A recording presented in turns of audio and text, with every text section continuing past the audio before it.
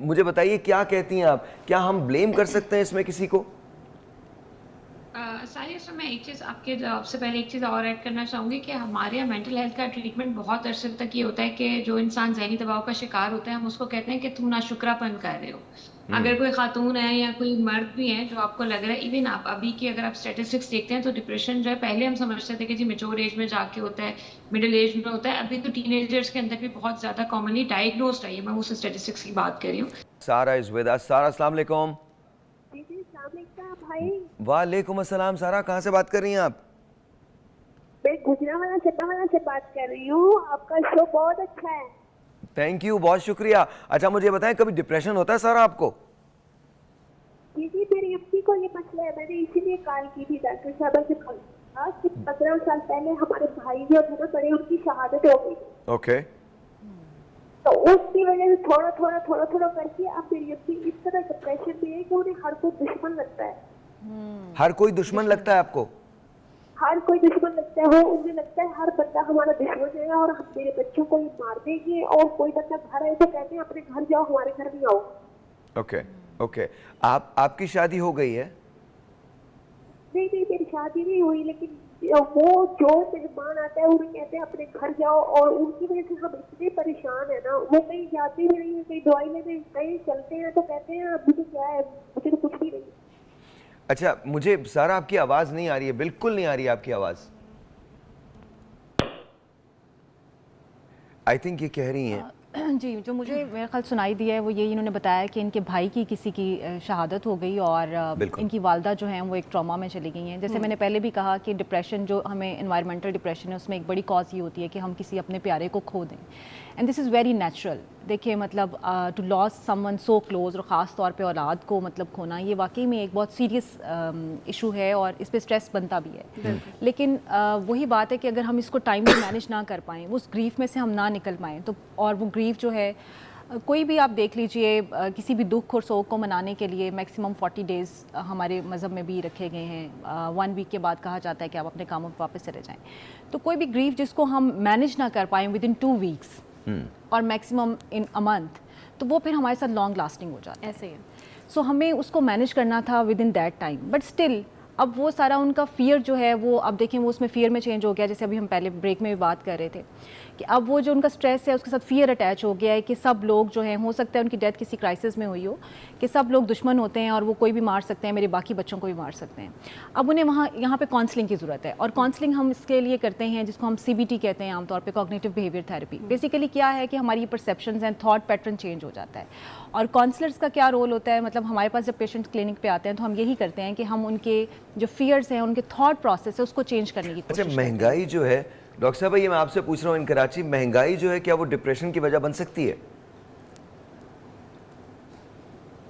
देखिए बिल्कुल बन सकती है, क्योंकि ये एक्सटर्नल फैक्टर है जो आपको इन्फ्लुएंस करता है। जैसे महंगाई हो गया, इन्होंने कहा डेथ है किसी की, इनफैक्ट जो इनसिक्योरिटी की सिचुएशन है कि अगर आप घर से निकलते हैं आपको लगता है कि जी किसी, स्पेशली अगर आप कराची की बात करें तो स्नैचिंग के अंदर बहुत सारी वारदातें ऐसी होती हैं कि वो आपके अंदर इतना ज्यादा खौफ बिठा देती हैं कि लोगों के लिए नॉर्मल रूटीन को कैरी करना मुश्किल है। मैं एक बात से ऐड करना चाहूंगी जो मैं ब्रेक से पहले भी करी थी कि हमारे यहाँ देखिए कोई भी बीमारी जितना लेट डायग्नोस होती है, अगर आपको अल्सर भी है, आपके पित्ते में पथरी है, गुर्दे में पथरी भी है, जितनी जल्दी पता चलेगी उतना आसान होता है इलाज, जितना देर से पता चलता है उतना इलाज मुश्किल होता है। अनफॉर्चुनेटली मेरा ख्याल है डॉक्टर साहब मुझसे एग्री करेंगी कि हमारे पास जब भी साइकोलॉजिकल इलनेस के साथ लोग आते हाँ, हैं तो वो बिल्कुल। इलनेस को इतना मेच्योर करके आते हैं कि उसके ऊपर एग्जैक्टली। फिर काम करने के लिए उतना ही टाइम चाहिए होता है। अच्छा आधा टाइम तो वो इसमें जाया होता था कि इर्द गिर्द के लोग उनको ये बता रहे होते हैं कि you are just being ungrateful. तो वो इस गिल्ट में चला जाता है इंसान के, शायद बाकी सब मेरी जिंदगी में ठीक है, सिर्फ मुझे ही गलत महसूस हो रहा है। ये जो जितने भी सिम्टम्स की हम बात कर रहे हैं, डॉक्टर साहब बात करेंगे, आप खुद अच्छा बात कर रहे हैं मैं साहिब, एक काम एक अगर ये सिम्टम्स 4 हफ्ते परसिस्टेंट। जी जी। डॉक्टर साहब मैं ये चाहता हूँ कि हम ना थोड़ी सी ज़रा कॉमन बात शुरू करें, कॉमन बात करें। कॉमन से मुराद ये कि वो जो नॉर्मल लोगों के प्रॉब्लम्स हैं, नॉर्मल लोगों का प्रॉब्लम जो है ना वो इतना इतना उनकी उसकी डेप्थ तो बहुत ज़्यादा होती है, लेकिन वो शुरू कहाँ से होता है? वो शुरू महंगाई ही से होता है, वो शुरू एक रिलेशनशिप से ही होता है, वो शुरू एक ऐसे रिलेशन से होता है जो उनका अपने पेरेंट्स के साथ। आपने कोई खूबसूरत बात की थी, कंपैरिजन से होता है। अच्छा कंपैरिजन पहले हम एग्जैक्टली करते एग्जैक्टली थे, अगर आप एक बात टेलीफोन करें कॉल लेते हैं, एक्ट्रेस से क्या करते थे। जी जी। एक टेलीफोन कॉल लेते हैं, उसके बाद हम बात करते हैं। अस्सलाम वालेकुम। अस्सलाम वालेकुम। वालेकुम अस्सलाम। आपका नाम? मैं सना बोल रही हूँ पिंडी से। सना, कैसी हैं आप? ठीक हैं? जी शुक्र अल्लाह। सना, ये बताइए कभी आपको सर, हाँ जी। जी सर मैंने सवाल करना था। मैं पठान फैमिली से बिलोंग करती हूँ ना। मेरा फर्स्ट टाइम है तो मुझे थोड़ी मुश्किल हो रही है बात करने में, लेकिन आप समझ के।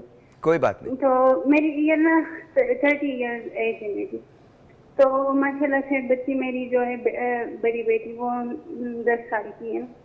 तो मैंने आपसे पूछना था, मुझे गुस्सा बहुत आता है। क्या पहले आता? नहीं आता था, पहले मैं इतना कूल रहती थी, तो अब मुझे गुस्सा आता है। मैं बच्चों पे सारा निकाल देती हूँ। मैं नहीं चाहती मैं बच्चों पे गुस्सा करूँ या इस तरह, क्योंकि अब बच्चे माशाल्लाह से बड़े हो रहे हैं। तो अच्छा ये बताएं, मेरा एक बुरा सवाल लग- है सना, मुझे ये बताइए आपकी अपने हस्बैंड से रिलेशनशिप कैसी है? कितना बात करते हैं आप लोग शुक्र आपस में? अल्लाह का, बस यही मुझे है ना कि सब कुछ माशाल्लाह से इतना सही चल रहा है। हस्बैंड मेरे लव मैरिज हमारी हुई है माशाल्लाह से, वो सब ठीक है। घर में भी सब ठीक है, मिडिल फैमिली है हम लोग, बस सही है माशाल्लाह से। फाइनेंशियली भी हालात नॉर्मली है, तो ऐसा कोई मसला नहीं है। लेकिन मुझे ये नहीं समझ आ रही, मुझे वो सब पहले अगर शुरू से मैं ऐसी होती तो तब तो सही था। अच्छा, आपके अभी हस्बैंड शुरू से मैं ऐसी नहीं थी अब मेरे साथ, और मुझे ऐसा लग रहा है वो ऐसा ऐसा बढ़ रहा है ये चीज। आपके हस्बैंड पे आपको गुस्सा आता है? जी आपके अपने हस्बैंड पे आपको गुस्सा आता है?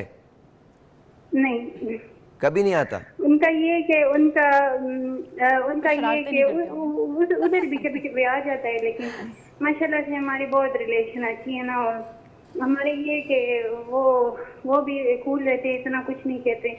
लेकिन अच्छा, बच्चे ये सर छोटी छोटी आपकी रिलेशनशिप अच्छा अच्छा सना, हस्बैंड में भी आता है, लेकिन सारी बातें वो उनका लिहाज वो करना होता है। तो बच्चे तो छोटे हैं, तो मैं नहीं चाहती उन किन का लिहाज करना होता है? हस्बैंड का लिहाज करना होता है? जी अच्छा बच्चों का भी कर लिया करें चलें। डॉक्टर साहबा, मुझे ये बताइए, आजकल के हालात जो हैं, महंगाई इतनी है, बच्चों की तरबियत ठीक नहीं हो रही, पढ़ाई बेतहाशा एक्सपेंसिव है, नौकरियां नहीं है, बेरोज़गारी है, सेहत के मामले बड़े ख़राब हैं, क्या ये सारे एक्सटर्नल फैक्टर्स आपको डिप्रेशन में ले आते हैं? ये बिल्कुल डिप्रेशन में लेकर जाते हैं, एंड अनफॉर्चुनेटली हमारे पास इसका कोई वे आउट नहीं है। हमने ब्रेक से पहले बात की कि अगर हम बच्चों की स्पेशली बात करें कि बच्चों में डिप्रेशन बढ़ रहा है, कंपैरिजन बड़ा आसान हो गया। पहले के वक्तों के अंदर आप अपने आप को एक्ट्रेसेस से, ऐसे लोगों से जो इस पर्दे के उस तरफ होते थे, कंपेयर करते हैं। अब वो बच्चा फेसबुक के ऊपर अपने दोस्त से कंपेयर कर रहा है, वो ये भी कंपेयर कर रहा है कि वो हर हफ्ते किसी अच्छे रेस्टोरेंट में जाके खाना खा रहे हैं, वो वेकेशंस के लिए अब्रॉड जा रहे हैं, हम नहीं जा पा रहे। उसके अलावा अगर हम पर्टिकुलरली कराची की बात करते हैं, तो स्ट्रीट क्राइम्स इतने बढ़ गए हैं कि आपको घर से निकलते हुए डर लगता है कि जी आप वापस आएंगे या नहीं आएंगे। जब हम महंगाई की बात करें तो साहिर, क्या मैंने और आपने नहीं देखा कि सुसाइडल रेट पाकिस्तान के अंदर पर्टिकुलरली कितना ज्यादा बढ़ गया है? यस अगेन हमारे यहाँ सुसाइड उस तरह से रिपोर्ट नहीं होती ड्यू टू सेवरल रीजंस, जिसमें से एक रिलीजियस रीजन भी है। बट उसके बावजूद जो रिपोर्ट होती है उसमें भी हमने एक ड्रास्टिक चेंज देखा है। बट अगेन उसके लिए हम क्या कर सकते हैं? At the end of the day हम इसी के ऊपर बात करते हैं, क्योंकि स्टेट को या इदारों को रिस्पॉन्सिबल ठहराने से कोई फायदा नहीं है। जिस तरह के प्रोग्राम आप कर रहे हैं, नॉर्मली जैसे डॉक्टर साहब ने भी कहा था कि जब हम लोगों से मिलते हैं तो हम एक अवेयरनेस करते हैं। देखिए, जो 4 हफ्ते से ज्यादा अगर आपके अंदर ये सिम्टम रह रहे हैं, ठीक है स्ट्रीट क्राइम हो रहे हैं, लेकिन अगर आप घर से नहीं निकल पा रहे, 1 हफ्ता हो गया, 2 हफ्ते हो गए, आपको अंदाजा हुआ कि आप नॉर्मल जिंदगी की तरफ नहीं आ पा रहे, तो ये वो लम्हा है जहां पे आपको ये डिसाइड करना पड़ता है कि आपको इलाज की जरूरत है। इसी तरह देखिए, अनफॉर्चुनेटली सोशल मीडिया के थ्रू हम जितना ज्यादा कनेक्टेड हैं, जितना वेल कनेक्टेड और अपडेटेड है, उतना ही हम रियल लाइफ के अंदर बहुत ज्यादा डिस्कनेक्टेड हो गए। एक बहुत बड़ी वजह मुझे ये भी लगती है कि हमारे यहाँ फैमिलीज के अंदर, रिलेशनशिप के अंदर कम्युनिकेशन गैप बहुत ज्यादा आ गया। अच्छा, कम्युनिकेशन गैप सिर्फ अच्छा बात करना नहीं होता, लेकिन बात समझना भी है। बिल्कुल साहिर, आपको क्या ये पता है कि दुनिया का सबसे बड़ा खौफ ये है कि लोग मेरी बात नहीं सुनेंगे? हमें एक ऐसा लगता है कि फेयर ऑफ डेथ जो है वो दुनिया का सबसे बड़ा खौफ है, लेकिन दुनिया का सबसे बड़ा खौफ ये है कि लोग मेरी बात सुनेंगे नहीं।